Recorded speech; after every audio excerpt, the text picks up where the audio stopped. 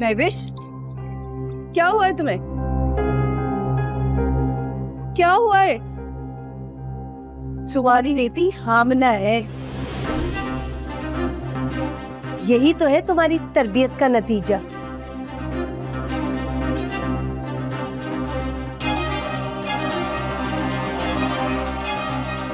महविश, इधर आओ, बताओ मुझे क्या क्या कह रही है? कह दो कहीं ये झूठ है, कह दो ये खबर झूठ है। महविश,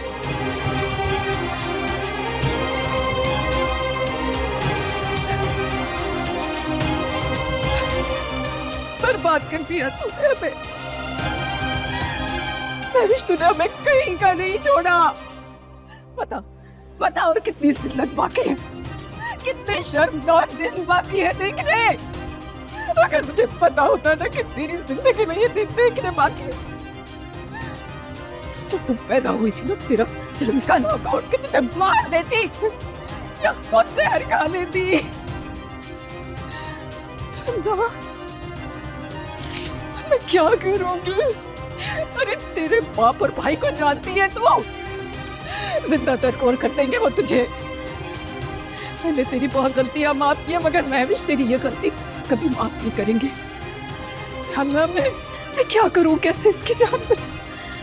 उनको खबर होने से पहले मुझे ही कुछ करना पड़ेगा। चल चल मेरे साथ।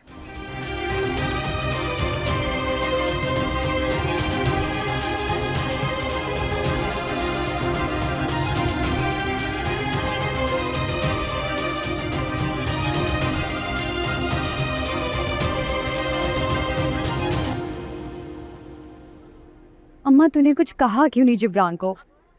थोड़ा सा तो गुस्सा करती। इतनी देर खामोश क्यों खड़ी रही? मुझे जिब्रान की बातों में सच्चाई नजर आई, इसलिए मेरा खामोश रहना बेहतर था। अम्मा, ये आप क्या कह रही हैं? मैं जिब्रान से जब पहली मर्तबा मिली थी ना, तो वो मुझे सच्चा और खरा इंसान लगा था, और आज भी उसकी बातों में सच्चाई कूट कूट कर भरी हुई थी। वरना झूठे आदमी के माथे पर उसकी असलियत लिखी हुई नजर आती है। और अम्मा, वो सच जो मैं देख के आई हूँ, उसका क्या? वो मैं इतनी आसानी से भुला दूँ? हो सकता है वक्ती तौर पे उस लड़की के बहकावे में आ गया हो। जब मैं ये सोचती हूँ कि जिब्रान का माजी खराफात से पाक है, तो मुझे यकीन नहीं आता वो इस कीचड़ में कैसे गिर सकता है। इस बात की वो तुमसे माफी मांगने आया है। उस घर में तुम्हारी जरूरत है, वो तुम्हें लेने आया है। और जिब्रान की ये बात भी सही है कि इधर रहने से तुम्हारा मसला हल नहीं होगा, बल्कि मेरा तो ये कहना है कि इससे दूरियां और बढ़ जाएंगी। ये कि तुम आने वाले बच्चे के मुस्तकबिल के बारे में सोचो। अम्मा, आपने मुझे मुश्किल में डाल दिया। नहीं, मैं तुम्हारे लिए तुम्हारी जिंदगी आसान करना चाह रही हूँ। तुम्हारे बाप की मिसाल तुम्हारे सामने है। इतना मुझ पे जुल्म करता था और मैं सब कुछ बर्दाश्त करती थी। अब ये छोटी छोटी बातें तुमको भी जिब्रान के नजरअंदाज करनी पड़ेगी। तुम भी जिब्रान की छोटी छोटी बातों को नजरअंदाज कर दिया करो। तुम्हारे बाप जैसा इंसान से मोहब्बत करने लगा है, तो जिब्रान कैसे बेमुरब्बत हो सकता है? बोलो, क्या फैसला किया तुमने?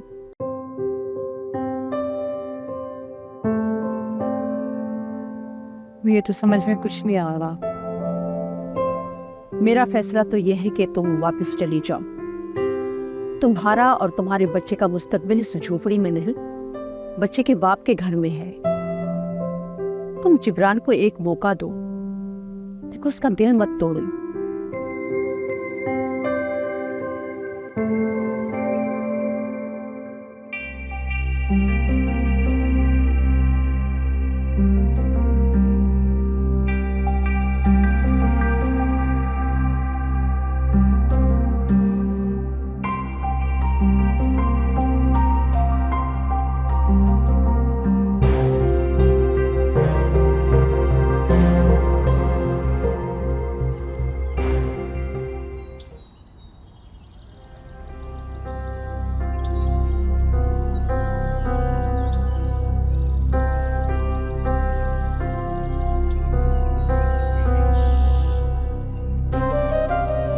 सर जी, इससे पहले हमने आपके चेहरे पे परेशानी कभी नहीं देखी है। बास परेशानियां इंसान की अपनी पैदा करदा होती है, जिनका दुख सबसे ज्यादा होता है। नरगिस के साथ जो मैंने अपनी अना की तस्कीन की जंग छेड़ी है, उसका खात्मा मुझे अपनी शिकस्त पे होता दिख रहा है। इसलिए मेरा दुख ज्यादा हो गया है, तकलीफ को दुख में बदलता देख रहा हूँ। आप हुक्म करें सर जी, आपकी शिकस्त को हम फिर से फतह में तब्दील कर देंगे। सेठ जी, नरगिस हमारी गोली के रेंज से दूर नहीं है। हर जंग गोली से नहीं लड़ी सर, कुछ जंगें दिमाग से नहीं है। नरगिस और मेरे दरमियान अना की जंग है, जो गोली से भी ज्यादा खतरनाक है। हार मानने का सदमा कुछ कम नहीं होता सर जी, कुछ करना तो पड़ेगा। बहुत दिन हो गए सेठ जी, हाथों में खुजली बहुत ज्यादा बढ़ गई है। सेठ जी, हमने आपसे हार मानने का सबक नहीं सीखा है सेठ जी। इस शिकस्त को फतह में बदलना ही पड़ेगा सर। मुझे तुम दोनों की वफादारी पे कोई शक नहीं, मगर नरगिस से बदला लेने के लिए उसकी सतह पे आना पड़े। उसकी सोर्सेज और रिसोर्सेज बहुत। अगर मैंने मिसाइल से हमला किया तो वो आइटम बम से हमलावर होगी, और इसके लिए बहुत ज़रूरी है कि मैं तरक्की करूँ। लिहाजा उसकी शिकस्त मेरी तरक्की और उसकी बराबरी पे मुनहसर। हम तो आपके हुक्म के गुलाम हैं सेठ जी, जैसे आप कहेंगे वैसे करेंगे हम। चलो चलते हैं। तुम्हारे भाई ने कौन सा इतना बड़ा कारनामा अंजाम दिया है कि तुम उसकी ज़मानत के लिए जतन करती फिर रही हो? जो हमारी थोड़ी सी इज्जत थी ना, वो भी उसने खाक में मिला दी है। अब्बू, मैंने आपको कहा भी था कि वो उस लड़की महविश के बहकावे में आ गया था, और दूसरी वो नसरीन जिसने उन दोनों को भगाने में मदद की। इसमें हमारे भाई का कोई कसूर नहीं है। तुम्हारा भाई कोई बच्चा है जो उनके बहकावे में आ गया? अब्बू, आप छोड़े ना इस बात को। हम तीनों बहनों का एक ही भाई है, हमारा फ़र्ज़ बनता है ना कि हम उसे इस मुसीबत से निकालें। अगर वहीद मेरा इकलौता बेटा ना होता ना, तो मैं कभी भी उसको माफ़ नहीं करता और कभी भी उसको अपने घर में आने की इजाज़त नहीं देता। और सबसे बढ़कर ये कि तुम्हारा इसरार है, मैं इस वजह से तुम्हें इस मामले में पढ़ने की इजाज़त दे भी रहा हूँ, वरना वहीद को इज्जत देने के काबिल नहीं रहा। अब्बू, मैंने एक वकील से वहीद की ज़मानत की बात की है और उन्होंने एफआईआर की कॉपी मांगी है, जो हमें थाने से मिलेगी। अगर आप वकालतनामा पर दस्तखत कर दें तो ही वकील ज़मानत की दरख्वास्त दायर करेगा। हाँ, मुझे बेहद अफसोस है कि तुम्हें वहीद की गलतियों की सज़ा मिल रही है। अब मैं वैसे ही बीमारियों में मुब्तला हूँ, दस्तखत तो कर सकता हूँ मगर कोर्ट कचौरियों के चक्कर नहीं काट सकता। अब्बू, ये सारे मामला तो मैं देख लूँगी, लेकिन वकील ने ये केस लेने और ज़मानत के लिए एक फ़ीस बताई है। बेटा, आजकल के दौर में कौन सा ऐसा वकील है जो मुफ्त में हमारा केस लड़ेगा? उसे तो पैसे देने ही पड़ेंगे। और रही बात ज़मानत की, तो ज़मानत में तो बहुत अच्छे खासे पैसे लग जाते हैं। अब्बू, वकील ने ये सब चीज़ें मिलाकर 2 लाख का राउंड फिगर बताया है। 2 लाख? 2 लाख रुपए तो तुम ऐसे कह रही हो रबीका कि पलक झपकते ही तुम्हारी हथेली भी आ गिरेंगे। अब वहीद के ऊपर लुटाने के लिए मेरे पास कोई पैसा नहीं है। मैं पहले ही उसकी पढ़ाई पर इतने पैसे खर्च कर चुका हूँ। अगर ये मामला 20,000 में हल हो सकता है तो ठीक है, नहीं तो मुझ में लोगों से मांगने की हिम्मत नहीं है। अब्बू, वो बेटा है आपका। मैं उसे जेल में जिस मुसीबत और तकलीफ में देखकर आई हूँ, वो मुझसे बर्दाश्त नहीं हो सका। ये मुसीबत खुद उसने अपने गले में डाली है। इस मुसीबत का जिम्मेदार वो खुद है, मैं इस बात का जिम्मेदार नहीं हूँ। तुम्हें जो मर्जी आए करना, मुझे इस मामले में बीच में नहीं डालो।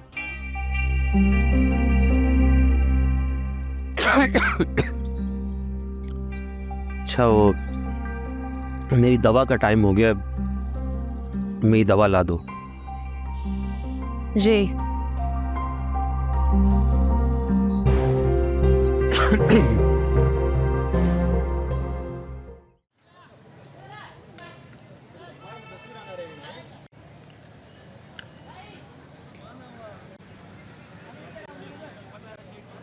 अरे शहजाद, तुम यहाँ इतनी रात को? तुम यहाँ कैसे? हाँ, वो मैं एयरपोर्ट एक पैसेंजर ड्रॉप करके आया हूँ। चाय का मूड बना था इसलिए यहाँ चला आया। चाय चलेगी? अरे नहीं, मैंने अभी भी चाय पी है। कोई बात नहीं, एक कप चाय मेरे साथ पी लो। और तुम्हारे घर वाले कैसे हैं? तुम तो अब हमारे घरेलू हालात से नावाकिफ नहीं हो। जिंदगी खिलौना बन के रह गई है। कभी कभी तो सोचता हूँ कि मुझे पैदा ही नहीं होना चाहिए था, और अगर पैदा हो भी गया हूँ तो मेरी किस्मत इतनी खराब क्यों है? जानी, 2 दूध पत्ती लेकर आना। यार, अगर तुम जैसे लोग ये सोचने लगे तो हम जैसे टैक्सी ड्राइवरों का क्या बनेगा? वैसे मुझसे तो बहुत बेहतर तुम्हारी जिंदगी है यार। मुझे तो अब बेजारियत होने लग गई है। दिल से जो भी सोचता हूँ पूरा नहीं होता। ऐसे हालात में कोई कैसे खुश रह सकता है? अच्छा, ये बताओ कि मैं तुम्हारी क्या मदद कर सकता हूँ? तुम्हारा पूछना ही मेरे लिए काफी है। वैसे भी तुमने मेरी फैमिली पे बहुत मेहरबानियां की हैं। मेरे सुकून का हाल अब किसी के पास। देखो, अगर तो तुम मुझे टैक्सी ड्राइवर समझ के ये बात कर रहे हो तो वाकई इस मसले का कोई हल नहीं निकल सकता। लेकिन अगर भाई समझकर बात कर रहे हो तो इस मसले के हल की गुंजाइश है। वैसे तुम आदमी हो बड़े कमाल के। कितना पढ़ा है? पढ़ा नहीं, सीखा बहुत है। इसीलिए तुम पढ़े लिखों से अच्छी बातें कर रहे हो। शादी की है? हाँ। बीवी से ताल्लुकात कैसे? मुश्किल सवाल है।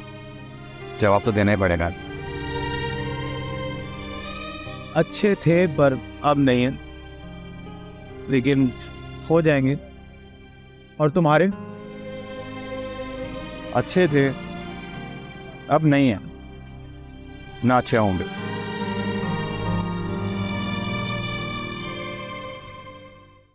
आंटी, मुस्तफ़ा साहब हैं, हाई कोर्ट के वकील हैं। मैं ज़ैन हैदर हूँ और रज़ा अंकल का मैं मोहल्लेदार हूँ और हमारे घरेलू ताल्लुक़ात हैं।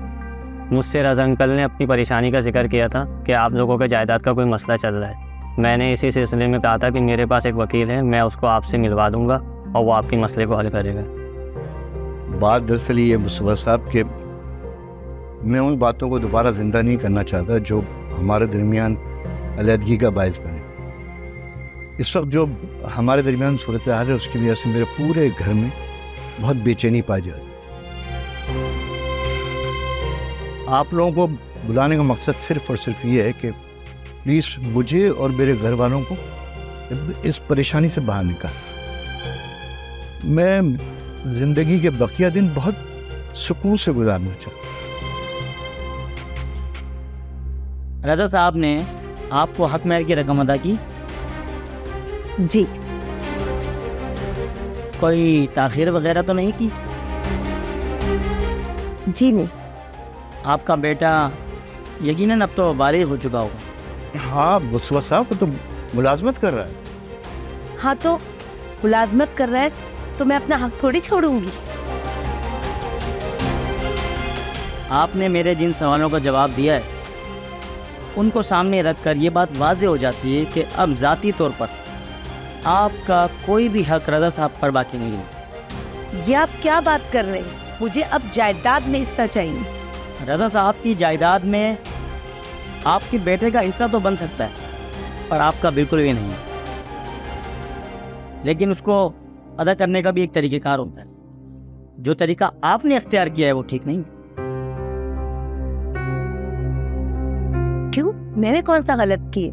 आप चाहे तो इस बात को अदालत में चैलेंज कर सकती है। सॉरी, मैं अदालत वदालत नहीं जानती, मुझे सिर्फ मेरा हक चाहिए। बहन, मेरा फर्ज था आपको समझाना।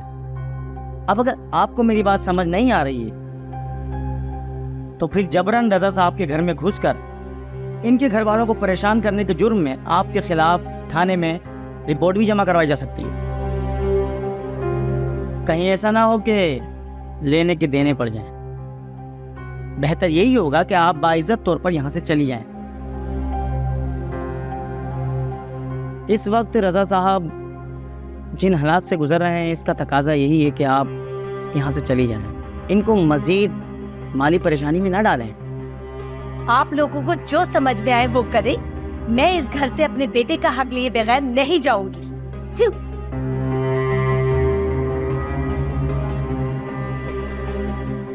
इनकी बातें सुनने के बाद रजा साहब, अब आपके पास दो ही ऑप्शन रहते हैं। या तो आप इस खातून को अपने घर में बर्दाश्त करते रहें, और या फिर पुलिस में कंप्लेन भी कर सकते हैं। बहरहाल मैं चाहता हूँ, आपको जैसा भी फैसला करना हो मुझे ज़रूर आता। शुक्रिया वकील साहब, शुक्रिया जैन।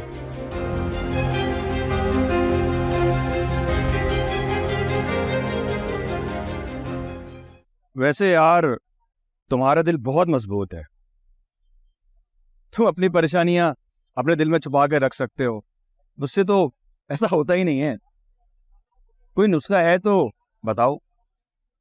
अगर होता तो ज़रूर बताता, लेकिन हर चीज़ के लिए कोशिश ज़रूर करनी चाहिए। कोई काम हो उसको करने के लिए, कोई परेशानी हो उसको छुपाने के लिए, और कोई दूर हो तो उसको करीब करने के लिए, और आहिस्ता आहिस्ता ये कोशिश आदत में तब्दील हो जाती। तुम ठीक है, तुमने ऐसी बातें सीखी कहाँ से? अपनी जिंदगी की नामहरूमियों से। मैं बहुत पहले अपने माँ बाप से दूर हो गया था और जिंदगी के कई मरहलों से गुजर कर यहाँ तक पहुंचा हूं मैं। बहुत जिद्दी बच्चा था मैं, बहुत मगरूर। सिर्फ 8 साल की उम्र में घर से भाग गया था। फिर तो तुम्हारे सामने अपनी परेशानी का जिक्र करना ही फजूल है। तुम्हारे सामने तो मेरी परेशानियां कुछ भी नहीं, बल्कि मैं तुम्हारे हौसले और हिम्मत को दाद देता हूं।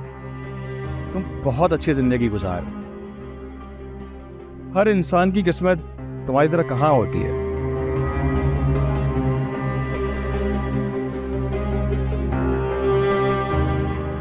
यार टाइम बहुत हो रहा है, मुझे निकलना चाहिए। चलो मैं तुम्हें छोड़ देता हूँ। नहीं, मैं चला जाऊंगा। नहीं नहीं, रास्ते में ही पड़ेगा। चलो आओ, मैं तुम्हें छोड़ देता हूँ। आओ। अच्छा,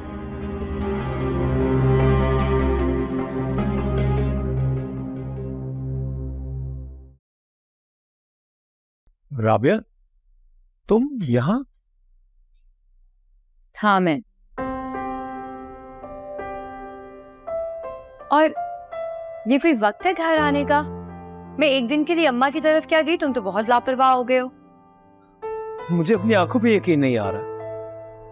लेकिन अब यकीन कर लो कि मैं आ गई हूँ। लेकिन मैं यहाँ तुम्हारे लिए नहीं आई हूँ। फिर किसके लिए आई हो? एक नए मेहमान के लिए। कौन से मेहमान के लिए? जिसके तुम बाबा बनने वाले हो। क्या? इतनी बड़ी खुशखबरी तुमने मुझे अपनी अम्मा के घर में क्यों नहीं बताई? क्योंकि उस वक्त मुझे तुम पे बहुत गुस्सा था। अरे जो भी है, मुझे अगर पता होता मैं तुम्हारे गुस्से की परवाह किए बगैर जबरदस्ती तुम्हें वहां से उठा लाता। तो तुम पे अगवा का केस हो जाता और तुम थाने चले जाते। कोई बात नहीं, मुझे मंजूर होता। मैं संजीता हूँ और मैं तुम्हारा कब से इंतजार कर रही हूँ। तुम इतनी लेट घर आए हो। मैंने आज तक कभी तुम्हें शिकायत का मौका दिया? दरअसल जब से तुम ये घर छोड़ कर गई हो तो मेरा जल्दी वापस घर आने को दिल नहीं करता। लेकिन अब मैं जल्दी शाम को आ जाया करूँगा और तुम्हारा बहुत सारा ख्याल रखूँगा। तुमने मुझे दिल से माफ किया है ना। अगर माफ ना किया हो तो क्या मैं यहाँ आती? एक दफा अपनी जुबान से कह दो ना, हाँ? मेरे दिल को तसल्ली हो जाएगी। अच्छा बाबा, माफ किया।